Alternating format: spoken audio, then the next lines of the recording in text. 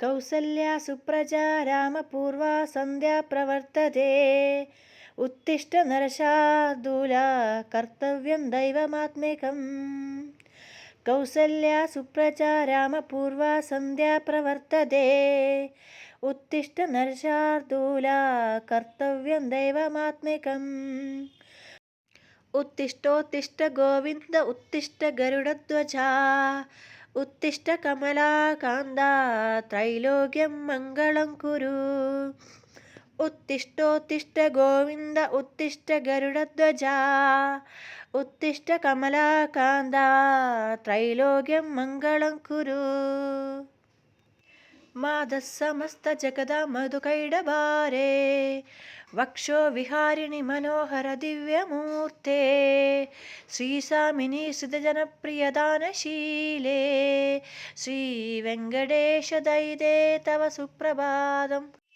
मादः समस्तजगदा मधुकैडभारे वक्षो विहारिणि मनोहर दिव्यमूर्ते श्रीसामिनी श्रितजनप्रियदानशीले श्रीवेङ्कटेश दयिते तव सुप्रभातम्। तव सुप्रभातमरविन्दलोचने भवतु प्रसन्नमुखचन्द्रमण्डले विधिशङ्करेन्द्रवनिताभिरर्चिते वृषशैलनाददयिते दयानिधे। अत्रादिसप्तऋषय समुपास्य सन्ध्याम् आकाशसिन्धुकमलानि मनोहराणि आदाय पादयुगमर्चयितुं प्रपन्ना शेषाद्रिशेखर विभो तव सुप्रभातम्। पञ्चाननाब्जभवषण्मुखवासवाद्या त्रैविक्रमादिचरितं विबुधास्तु वन्दी भाषापदी पडदिवासर शुद्धिमारात् शेषाद्रिशेखरा विभो तव सुप्रभातम्। ईषत्प्रफुल्लसरसीरुह नारिकेळ पूगद्रुमादिसुमनोहर पालिकानाम् आवादिमन्दमनिलसह दिव्यगन्धै शेषाद्रिशेखर विभो तव सुप्रभातम्। उन्मीलनेत्रयुगमुत्तमपञ्जरस्था पात्रावशिष्टकदलीफलपायसानि भुक्त्या सलीलमदकेलिषु कापडन्ति शेषाद्रिशेखरा विभो तव सुप्रभातम्।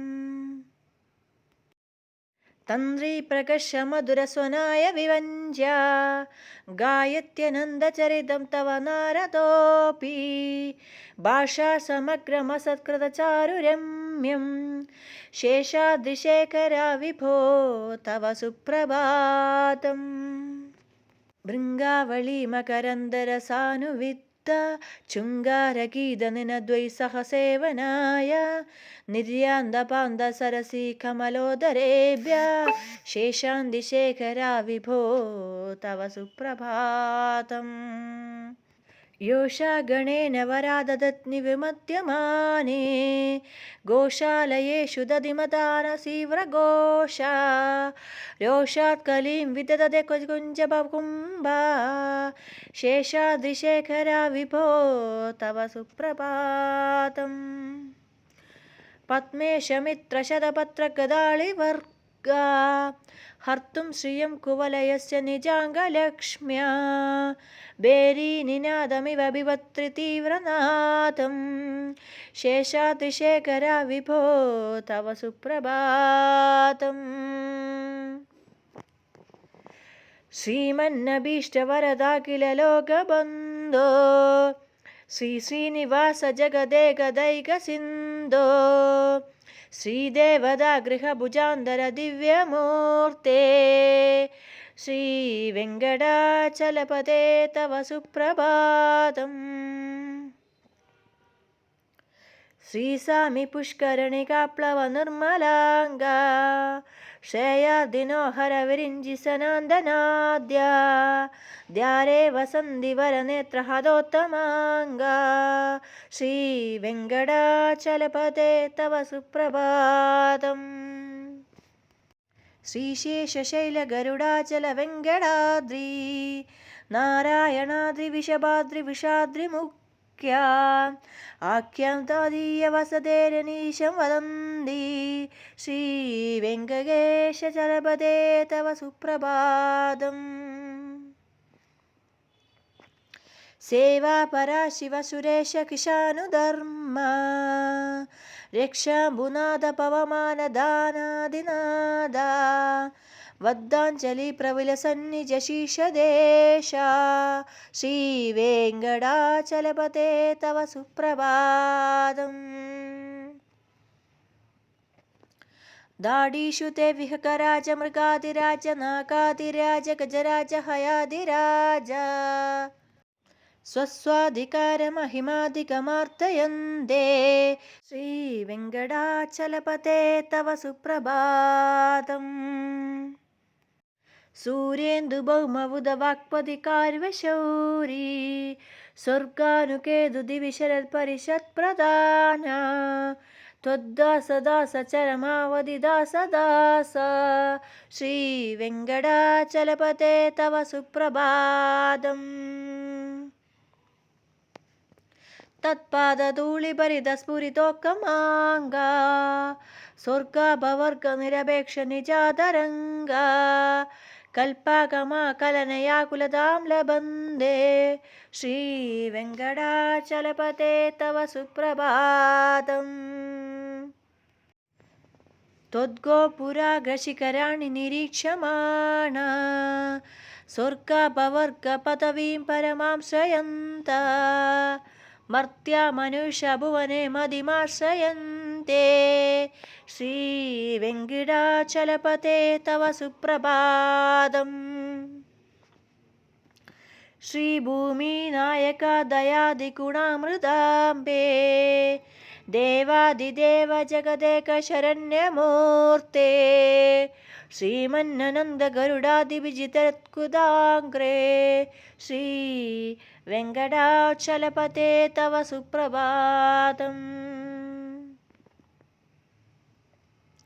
श्रीपद्मनाभ पुरुषोत्तम वासुदेव वैकुण्ठमाधव जनार्दन चक्रपाणे श्रीवत्स चिन्न शरणागत पारिजाता श्रीवेङ्कटाचलपते तव सुप्रभातम्। श्रीपद्मनाभ पुरुषोत्तम वासुदेव वैकुण्ठमाधव जनार्दन चक्रपाणे श्रीवत्स चिन्न शरणागत पारिजाता श्रीवेङ्कटाचलपते तव सुप्रभातम्। कन्दर्पदर्पहर सुन्दर दिव्यमूर्ते कान्दाकुजाम्बुरुह कुड्मललोलदृष्टे कल्याण निर्मल गुणाकर दिव्यकूर्ते श्रीवेङ्कटाचलपते तव सुप्रभातम्। मीनाकृते कमडकोल नृसिंहवर्णिन् स्वामिन् परश्वत तपोधन रामचन्द्र शेषांश रामयदुनन्दन कल्किरूपा श्रीवेङ्कटाचलपते तव सुप्रभातम्। एलालवङ्गघनसार सुगन्धितीर्थं दिव्यं वियस्सरिदुहेमगणेषु पूर्णं धृत्यादवैदिकशिखामणय प्रहृष्टा तिष्ठन्ति वेङ्कटापते तव सुप्रभातम्। भास्वानुदेदि विकचानि सरोरुहाणि सम्पूरयन्ति निनदैककुभो विहङ्का श्रीवैष्णवा सततमर्दितमङ्गलास्ते दामाश्रयन्ति तव वेङ्कटा सुप्रभातम्। ब्रह्मादया सुरवरासो महर्षयस्ते सन्दननन्दनमुखास्त्य योगिवर्या दामादिके तव हि मङ्गलवास्तु हस्ता श्रीवेङ्कटाचलपते तव सुप्रभातम्। लक्ष्मीनिवास निरवद्य गुणैकसिन्धो सिन्धो संसारसागरसमुत्तरणैकसेतो वेदान्तवेद्यनिजवैभवभक्तभोग्या श्रीवेङ्कटाचलपते तव सुप्रभातम्। इत्थं वृषाचलपतेरिह सुप्रभातं येमेन वा प्रतिदिनं पठितुं प्रवृत्ता तेषां प्रभातसमये स्मृतिरङ्गभाषां प्रज्ञां परार्थसुलभां परमां प्रसूदे। कमलाकुचूचुककुङ्कुमदो नियतारुणितातुलनीलतनो कमलायतलोचनलोकपते विजयी भव वेङ्कटशैलपते। कमलाकुचूचुककुङ्कुमदो नियतारुणितातुलनीलतनो कमलायतलोचनलोकपते विजयी भव वेङ्कटशैलपते। सचतुर्मुख षण्मुख पञ्चमुख प्रमुखाखिलदैवतमौलिमणे शरणागतवत्सलसारनिधे परिपालय मां वृषशैलपते। अतिवेलदयादवदुर्विषहैरनुवेलकृदैरपराधशदैः भरितं त्वरितं वृषशैलपते परया कृपया परिपाहि हरे। अधिवेङ्कटशैलमुदारमदेर्दाभिमदाधिकदानतरात् परदेवदया निगमय कमलादयितान्न परं कलये। कलवेणुरवावशकोपवधू शतकोटिव तास्मरकोटिसुमा प्रतिवल्लविकाभिमदा सुखदाद् वसुदेवसुतान परं कलये। अभिरामकुणाकरदाशरदे जगदेकधनुर्धरधीरमदे रघुनायक राम रमेश विभो वरदो भवदेव दयाचलते। अवनीतनया कमनीयकरं रजनीकरचारुमुकाम्बुरहम् रजनीचरराचतमो मिहिरं महनीयमहं रघुराममये। सुमुखं सुहृदं सुलभं सुखदं स्वनुजं च सुखायममोकशरम् अपहाय रघुत्वहमन्यमहं न कञ्चन जातुपचे। विना वेङ्कटेशं ननादो ननाद सदा वेङ्कटेशं स्मरामि स्मरामि। हरे वेङ्कटेश प्रसीद प्रसीद प्रियं वेङ्कटेश प्रयच्छ प्रयच्छ। विना वेङ्कटेशं ननादो ननाद सदा वेङ्कटेशं स्मरामि स्मरामि। हरे वेङ्कटेश प्रसीद प्रसीद प्रियं वेङ्कटेश प्रयच्छ प्रयच्छ। अहं दूरदस्ते पदाम्बोजयुग्म प्रणामेज्ञयागत्य सेवां करोमि। सकृत्स्तेवया नित्यसेवाफलं तु प्रयच्छ प्रयच्छ प्रभो वेङ्कटेश। अज्ञानेन मया दोषान् शेषान् विहितान् हरे क्षमस्त्वं क्षमस्त्वं शेषशैल सशिखामणि। अज्ञानेन मया दोषान् शेषान् विहितान् हरे क्षमस्त्वं क्षमस्त्वं शेषशैल सशिखामणि। ईशाना जगतोऽस्य वेङ्कटपतेर् विष्णुं परां प्रेयसी तदर्शस्थलनित्यवासरसिका तत्शान्तिसंवर्धसिद्धिनी पद्मालङ्कृतपाणिपल्लवयुगां पद्मासनश्राश्रियं वात्सल्यादिगुणोज्ज्वलां भगवतीं वन्दे जगन्मातरम् ईशानां जगदोऽस्य वेङ्कटपतेर्विष्णुं परां श्रेयसीं तद्दर्शस्थलनित्यवासरसिकां तत्शान्तिसंवर्धिनीं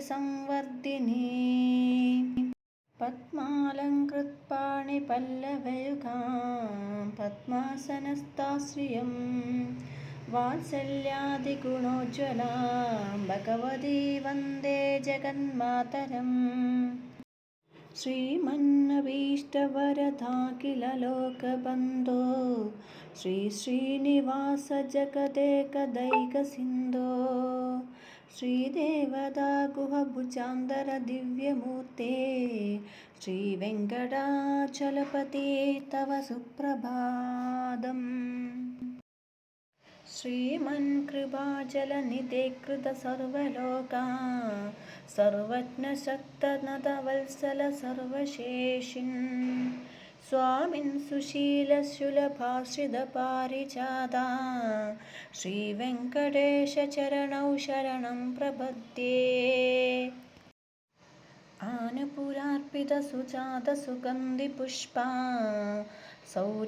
सौरभ्यकरौ समन्निशेषौ सौम्यौ सदानुभवनेऽपि न वासुभाव्या श्रीवेङ्कटेशचरणौ शरणं प्रपद्ये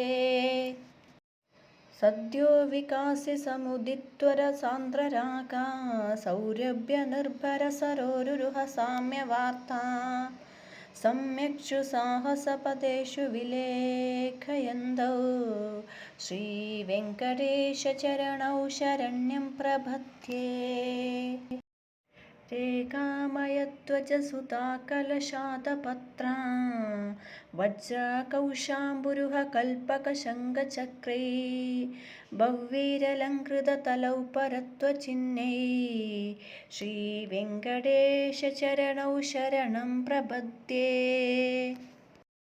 ताम्रोदरदुदिपराजितपद्मरागौ बाह्यैर्महोभिरभिभूतमहेन्द्रनीलौ उद्यन्यकांक्षिरुदस्तशाङ्ककौभौ सा श्रीवेङ्कटेशचरणौ शरण्यं प्रपद्ये सप्रेमभीतिकमलाकरपल्लवाभ्यां संवाहननेऽपि सपदि क्लममादधानौ कान्ताववाक्मनस्सगोचरसौकुमार्यौ श्रीवेङ्कटेशचरणौ शरण्यं प्रपद्ये लक्ष्मीमहीददानुरूपनिजानुभावनीलादिदिव्यमहिषीकरपल्लवानाम् आरुण्यसङ्क्रमणदखिलसान्द्रग्राहौ श्रीवेङ्कटेशचरणौ शरण्यं प्रपद्ये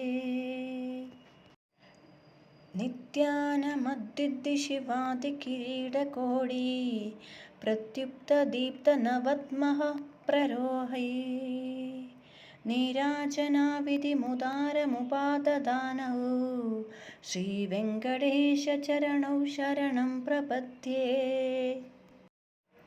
विष्णोपदे परम इत्युदितप्रशंसौ यामत्व उल्स इति भोगीययाप्युपातौ भूयस्तदेति तव पाणितलप्रतिष्ठौ श्रीवेङ्कटेशचरणौ शरण्यं प्रपद्ये पार्थाय तस्य दृशसारथिन्यात्वय वै यादर्शितासौ सचरणौ शरणं व्रजेति भूयोऽपि मह्यमिहितौ करदर्शितौ ते श्रीवेङ्कटेशचरणौ शरण्यं प्रपद्ये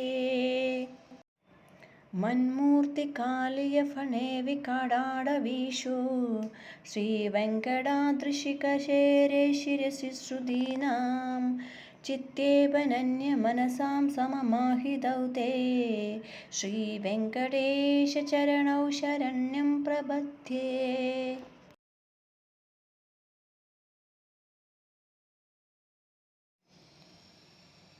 अम्लानहृष्यधवनीतलकीर्णपुष्पौ श्रीवेङ्कटाद्रिशिखराभरणायमानौ आनन्दिताखिलमनोनयनौ तौ श्रीवेङ्कटेशचरणौ शरण्यं प्रपद्ये। प्रायप्रपन्नजनता प्रथमावगाह्यौ माधुस्तनविवशिरोषुरम्यमृदायमानौ प्राप्तौ परस्परतुलामतुलान्तरौ ते श्रीवेङ्कटेशचरणौ शरण्यं प्रपद्ये। श्रीमन्नभीष्टवरदाखिललोकबन्धो श्रीनिवास जगदेकदैकसिन्धो श्रीदेवतागृहभुजान्तर दिव्यमूर्ते श्रीवेङ्कटाचलपते तव सुप्रभातम्। सत्तोत्तरैः सततमत्सेव्यपदाम्बुजेन संसारतारकदयार्द्रधृतकञ्जलेन सौम्योभयन्द्रमुनिना मम दर्शितौ ते श्रीवेङ्कटेशचरणौ शरण्यं प्रपद्ये। सत्तोत्तरैः सततमत्सेव्यपदाम्बुजेन संसारतारकदयार्द्रधृतकञ्जलेन सौम्योभयन्द्रमुनिना मम दर्शितौ ते श्रीवेङ्कटेशचरणौ शरण्यं प्रपद्ये। श्रीशश्रिया घटितया ददुपायभावे प्राप्ये त्वयि स्वयमुपेयताया स्फुरन्त्या नित्याश्रिताय निवेद्य गुणाय तुभ्यं स्वाङ्कीकरो वृषगिरीश न जातु मह्यम्। श्रीशश्रिया घटितया ददुपायभावे प्राप्ये त्वयि स्वयमुपेयताया स्फुरन्त्या नित्याश्रिताय निवेद्य गुणाय तुभ्यं स्वाङ्कीकरो वृषगिरीश न जातु मह्यम्। श्रियकान्ताय कल्याणनिधये नितयेऽर्थिनां श्रीवेङ्कटनिवासाय श्रीनिवासाय मङ्गलम्। श्रियकान्ताय कल्याणनिधये नितयेऽर्थिनां श्रीवेङ्कटनिवासाय श्रीनिवासाय मङ्गलम्। लक्ष्मीसविभ्रमालोकसुभ्रुविभ्रमचक्षुषे सर्वलोकानां श्रीनिवासाय मङ्गलम्। श्रीवेङ्कटाद्रिशृङ्गाग्रमङ्गलाभरणाङ्ग्रये मङ्गलां निवासाय श्रीनिवासाय मङ्गलम्। सर्वावयवसौन्दर्यसम्पदा सर्वचेतसां सदा सम्मोहनायास्तु वेङ्कटेशाय मङ्गलम्।